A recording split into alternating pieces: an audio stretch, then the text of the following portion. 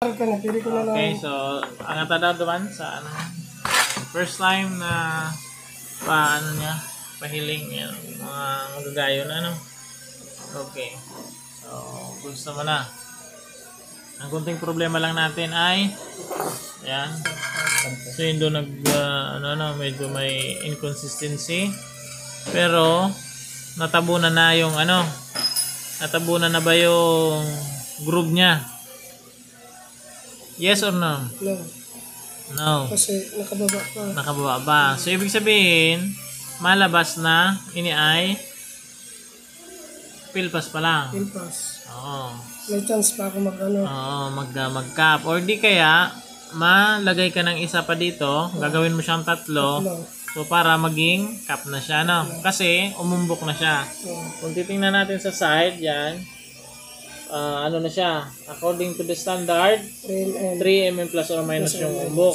Ano po? So, goods na siya. So, yan, kulang na lang ng isa dito. Daanan mo na lang ng isa. Ano? Kasi okay naman na yung alignment, okay yung ripple, okay yung height, okay yung tunaw. So, overall okay siya. So, konting linis na lang. Yung likod, kumusta? Nag-umbok pa? Nung sa pag-ano mo? Paghapas mo. Ayan. So, basta sa susunod na gawa dito, so dapat ito, hindi na ito lumabas dito. So, tinuruan na kayo ng kung paano mag-feather grinding, magdudugtong. So, dapat din na lumabas. Pag lumabas, ulitin na natin, ha? O, yan, ayan.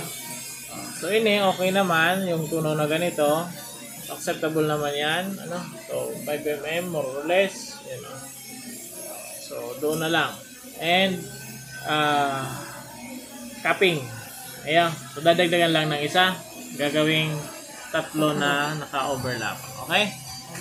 Okay. So, sila pa lang po ang may natapos. Yan. Dalawa. Very good, very good.